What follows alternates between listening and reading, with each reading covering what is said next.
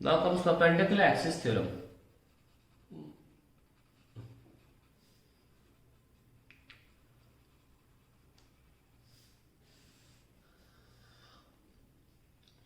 तो ये क्या कहता है कि मान लीजिए आपको कोई लैमिना है, लैमिना होता है एनी रैंडम शेप,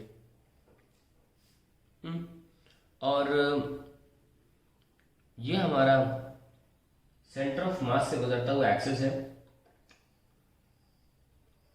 एक एक्सिस हमारा ये भी होता है और एक एक्सिस हमारा ये भी होता है, तीन एक्सिस ले लीजिए आप। तो अगर आपका ये जो एक्सिस है सेंटर ऑफ मास से गुजरे चाहे कहीं से भी गुजरे, सपोज इसको हम y डायरेक्शन में ले लेते हैं और ये हमारा x डायरेक्शन है और ये हमारा z डायरेक्शन है, तो परपेंडिकुलर एक्सिस थ्योरम ये बोलता है कि I Y is equals to I X plus I Z, ये बोलता है। पर इसकी कंडीशन क्या है? कंडीशन ये है कि सिर्फ उसी के अबाउट वाला मोमेंट ऑफ इनर्शिया जो प्लेन से परपेंडिकुलर हो is equal to the moment of inertia about the axis lying on the plane. इस प्लेन पे कौन कौन लाई कर रहा है? आई एक्स और आई जेड। तो ऐसा नहीं हो सकता कि, क्योंकि तीनों आपस में म्यूचुअली परपेंडिकुलर है, इनका नाम भी इसीलिए बोला गया परपेंडिकुलर एक्सिस थ्योरम। ये तीनों एक्सिस आपस में परपेंडिकुलर है, पर थ्योरम क्या है कि मोमेंट ऑफ इनर्शिया लिख देते हैं अंग्रेजी में, moment of inertia about an axis perpendicular to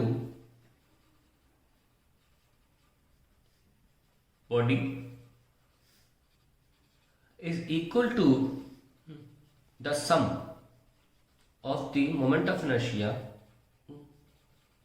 about the axis lying on the plane of body। तो ये हमारी कहानी है, इसमें हम लिख सकते हैं जैसे मेरे को लिख भी दिया है। पर कंडीशन क्या अप्लाई है? Provided the three axis, axis का प्लूरल ई लगा दो, three axis are concurrent. The concurrent का मतलब ये होता है कि तीनों के तीनों एक ही पॉइंट से गुजर, एक ही पॉइंट पे मीट करने चाहिए, तभी होगा ये, ऐसे फर्जी कुछ भी नहीं, ठीक है ना। तो तीनों पॉइंट यहाँ तीनों एक्सिस एक जगह पर मीट करेंगे तभी ये एक्सिस अप्लाई की जा सकती है। Okay, so now let's see the proof of it.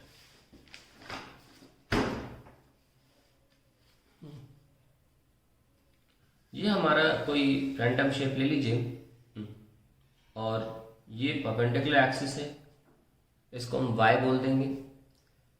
ये हॉरिजॉन्टल एक्सिस है, x बोल देंगे, और ये हमारा बाहर निकलता हुआ एक्सिस।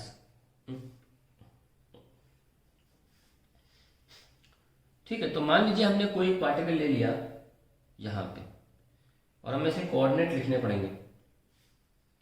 कोऑर्डिनेट कैसे लिखोगे? एक्स जेड प्लेन में है, तो ऑब्वियसली इस कोऑर्डिनेट कैसे आएंगे? इसमें y तो एग्जिस्ट करेगा नहीं, सो विल राइट x तो होगा, है ना।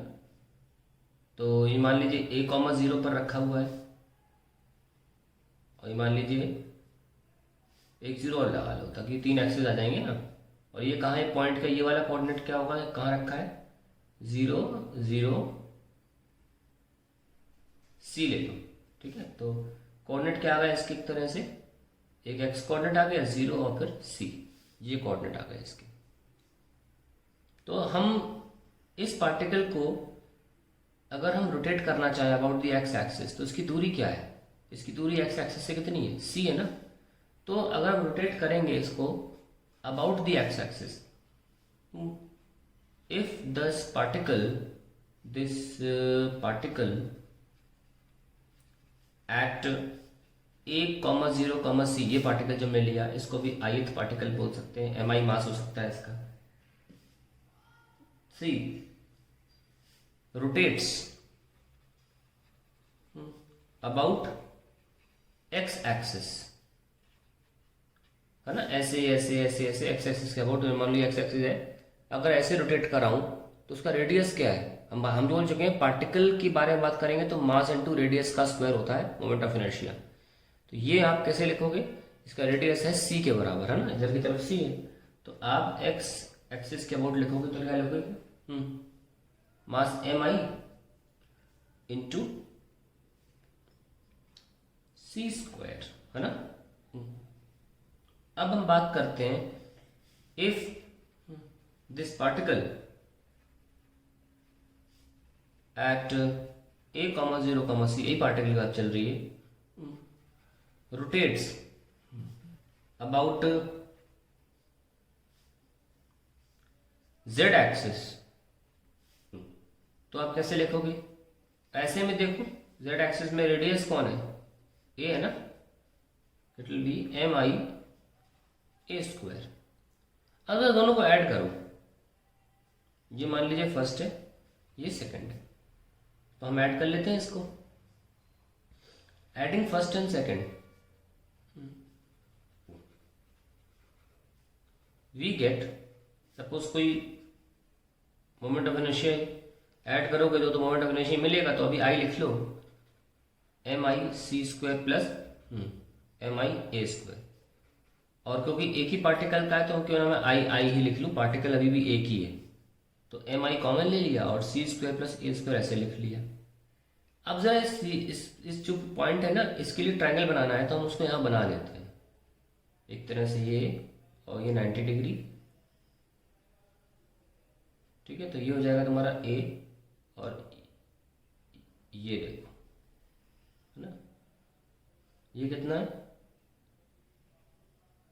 ये दूरी c, ये 90 डिग्री है। तो अब इसको उठा लेते हैं डायग्राम को, ताकि आपको क्लियरली दिख जाएगा कि 90 डिग्री ये है, पर क्योंकि फ्लैट है आपको ये ए साइड हाइपोटेन्यूज लग रही होगी, तो मैं थोड़ा उठा लेता हूँ इसको।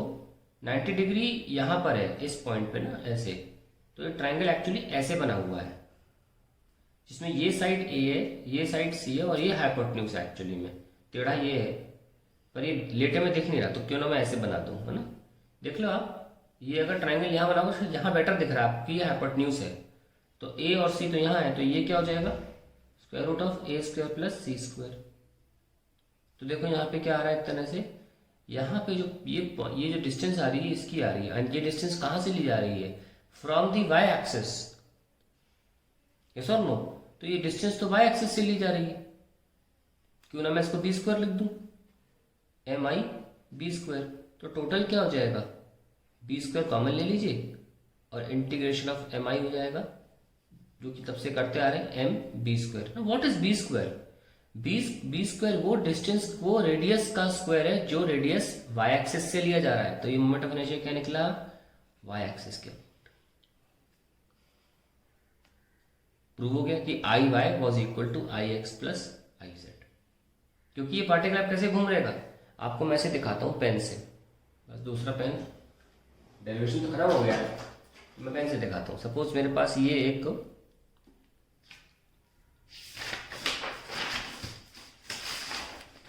पूरा समझने की कोशिश करते हैं इसको, अगर आप क्लियर नहीं हुआ डेरिवेशन से, डायग्राम थोड़ा हो ज़्यादा प्रॉब्लम करें। यहाँ देख लीजिए, ये पेन है और ये हमारा वाई एक्सिस है, ये एक्स एक्सिस है, ये जेड एक्सिस है। ये सब पार्टिकल कहाँ है, पार्टिकल यहाँ है।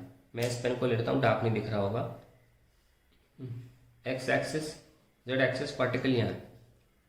तो यहाँ पे पॉइंट कितना है, ये दूरी। अब समझ में आ रहा होगा, जब ये घूमेगा, घूम के इधर जाएगा तो रेडियस क्या है इसका, सी है ना, और जब इधर घूमेगा तो रेडियस क्या है इसका, ए। तो अब देखो ये देखो, अब जब ये ऐसे घूमेगा तो इसका रेडियस तो वाई एक्सिस से होगा, तो moment of inertia about Y axis लिया जाएगा ना, यस और नो। अब दिख रहा होगा आपको कि हाइपोटेन्यूज कौन है, क्लियर दिख रहा होगा ये। अब जब ये ऐसे ऐसे घूमेगा गोल गोल,